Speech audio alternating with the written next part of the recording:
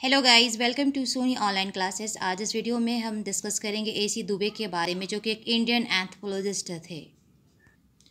AC Dubey, जिनका duration था 1922 से लेकर 1996 तक। इनका फुल नेम था श्यामाचरण दुबे एंड जन्म हुआ था 1922 में।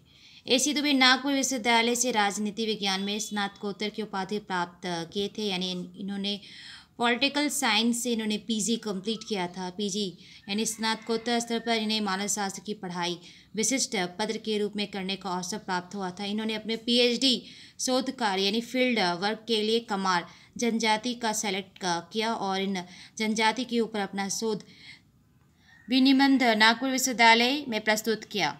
नागपुर विश्वविद्यालय से इन्हें पीएचडी की उपाधि प्रदान की गई।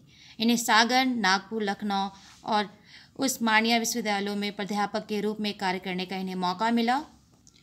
ये लंदन एंड अमेरिका में विजिटिंग प्रोफेसर के रूप में भी कार्य किए थे। ये anthropological survey of India and national institute में कम्युनिटी डेवलपमेंट प्रोग्राम में भी अपनी सेवा प्रदान किए थे। इनका क्षेत्र कार्य छत्तीसगढ़ था, तेलंगाना था, उड़ीसा, आंध्र प्रदेश का उत्तरी भाग और उत्तर प्रदेश राज्यों से रिलेटेड है। ये जगह पे इन्होंने अपना फील्ड वर्क किया। ये सब इनका फील्ड एरियाज़ था। इन्होंने विदेशों में जाकर कई कार्यशालाओं में भाग लिया था, वर्कशॉप में भी पार्टिसिपेट किए थे। इन्होंने कार्यशाला में भाग लेने के लिए साइप्रस, मनीला, हवाई, यूनेस्को इत्यादि स्थानों पर ये गए थे।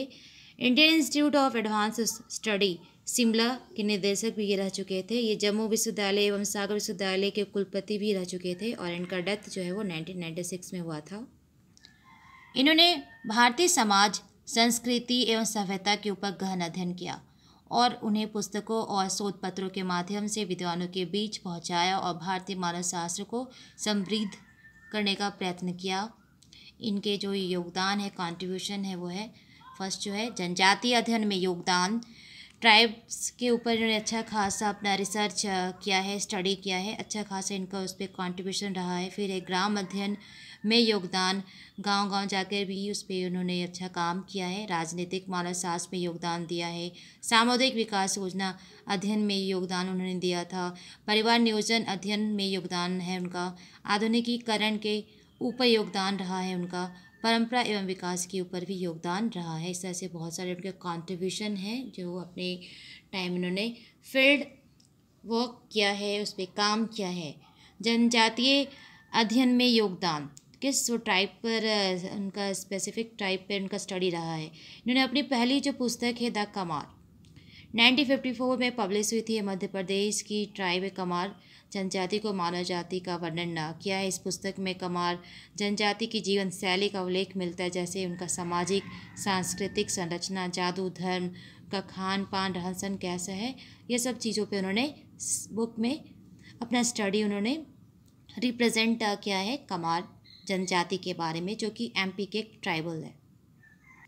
नेक्स्ट है ग्राम अध्ययन में इनका कंट्रीब्यूशन रहा है। भारतीय मानव शास्त्र में एसी दुबे की विशेष पहचान ग्राम अध्ययन के ऊपर विशेष योगदान से बनी है। इनकी पुस्तक इंडियन विलेज, जो कि 1955 में पब्लिश हुई थी। आंध्र प्रदेश के तेलंगाना क्षेत्र में स्थित समीरपेट नामक गांव है, यहीं पर उन्होंने स्टडी किया था। इस ग्राम में हिंदू और मुसलमान जाति के लोग साथ साथ रहते थे। इस गांव में 19 टाइप्स के मानव जाति समूह रहते थे।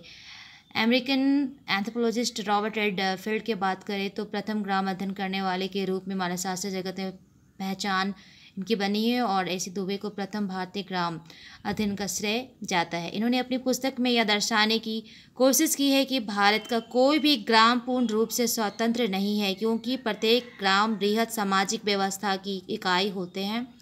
एक व्यक्ति मात्र किसी गांव का ही सदस्य नहीं होता है, वरन उसका संबंध जाति और धर्म से भी होता है।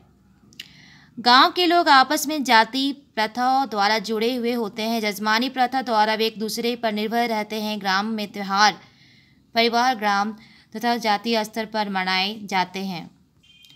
मुसलमान के त्यौहार हिंदू के त्यौहार से भिन्न होते हैं, लेकिन गांव में हिंदू मुसलमान एक दूसरे के त्यौहार मनाने में साथ देते हैं। इन्होंने व्यक्तिगत जीवन की अवस्थाओं के संबंध में भी मानव शास्त्रीय सूचना प्रदान की है। मीन्स क्या है कि व्यक्तिगत जीवन जो है उनकी अवस्थाएं कितने टाइप्स की होती है, तो 3 टाइप्स की होती है। जैसे शैशवावस्था यानी बचपन, युवावस्था यानी यूथ, वृद्धावस्था यानी आपका बुढ़ापा।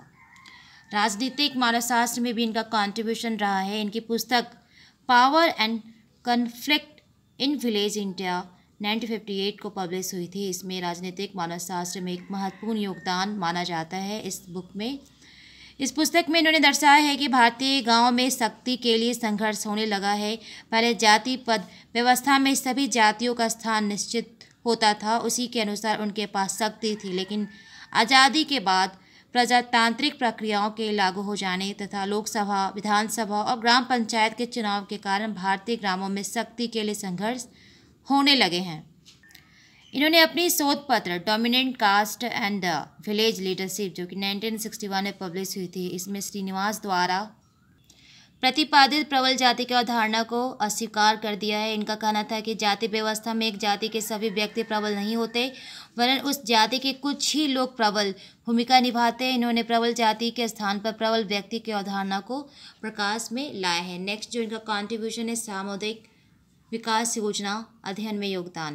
इन्होंने अपनी पुस्तक India's changing villages, human factors of community development, जो कि 1958 में पब्लिश हुई थी, इस पुस्तक में भारतीय गांव में सामुदायिक विकास योजनाओं के माध्यम से लाए गए परिवर्तनों का उल्लेख किया है। भारतीय ग्राम तकनीकी रूप से पिछले टाइम में जो पिछड़े हुए समुदाय थे, उनसे लेकर अभी तक के सभी सामुदायिक विकास योजनाओं के माध्यम से उनके पिछड़ेपन को दूर किया जा रहा है। इसके कारण भारतीय गांव में परिवर्तन हो रहे हैं, या परिवर्तन आर्थिक, सामाजिक, शैक्षणिक और राजनीतिक क्षेत्रों में हुआ है।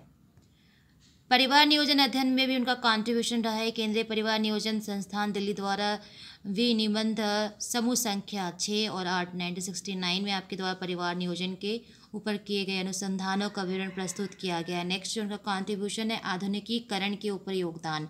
इन्होंने आधुनिकीकरण के ऊपर अनेक शोध पत्रों एवं पुस्तकों का प्रकाशन किया है। नेक्स्ट जो है, परंपरा एवं विकास के ऊपर योगदान। इन्होंने परंपरा और विकास के ऊपर 30 शोध पत्रों का संकलन किया है। इन्होंने इसके माध्यम से यह दर्शाने का प्रयास किया है कि परंपराएं विकास विरोधी नहीं है, वरन परंपराएं विकास को अपने अंदर शामिल कर लेती है। इसके कारण परंपराओं में नए तत्वों का योगदान होते जाता है और नए नए मूल्यों एवं भावनाओं का विकास होते जाता है।